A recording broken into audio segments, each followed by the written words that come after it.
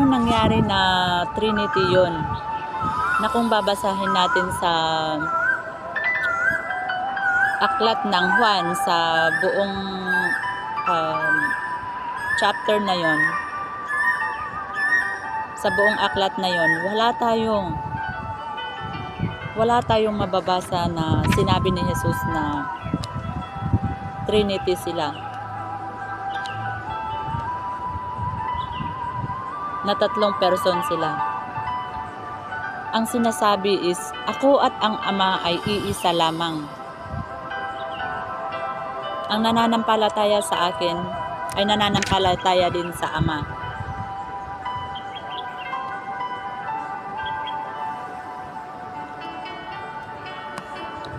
So, mahirap na magdagdag tayo ng mga salita na wala sa Biblia. Kasi ang sabi nga dun sa basahin natin sa Deuteronomy chapter 4 verse 2. Sabi dito, huwag ninyo itong daragdagan ni babawasan. Sundin ninyo ang mga utos na ibinigay ko sa inyo mula kay Yahweh. At basahin natin doon sa Kawikaan, Proverbs chapter 30 verse 5 to 6. Ang lahat ng salita ng Diyos ay mapananaligan at siya ang kanlungan ng mga nananalig sa Kanya. Huwag mong daragdagan ang Kanyang salita, sapagkat pagsasabihan ka niyang bilang isang sinungaling.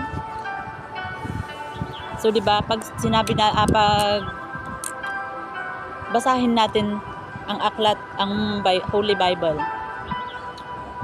wala tayong matatagpuan doon na sinasabing Trinity sila.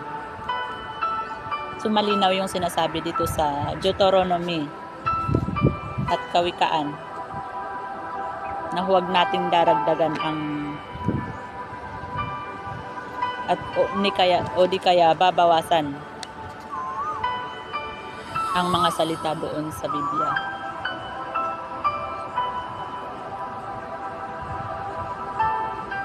Kaya mag-isip-isip tayo, kasi kapag ipipilit natin na Trinity sila, matatawag tayong sinungaling kasi wala yan sa Biblia. Yan yung mga pinagdedebatehan ng mga simbahan. Ang isang simbahan sinasabi, Holy Trinity. Tatlong persona, Diyos Ama, Diyos Anak, Diyos Espiritu Santo. Noon hindi ko pa to alam. Hindi ko alam, sumasabay lang ako. Pero habang nagbabasa ako ng Biblia, tumatatak sa isip ko itong Trinity. Nag-search ako, basa ako ng basa sa Biblia.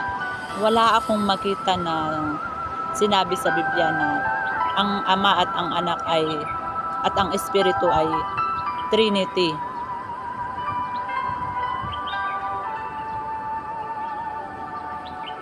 Ang sinasabi doon is iisa lamang ang Ama at ang Anak.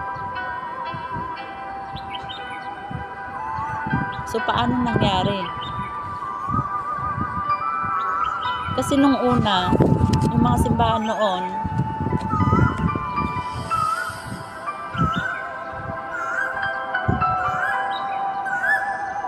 nagtataka sila. Pinagdedebatehan.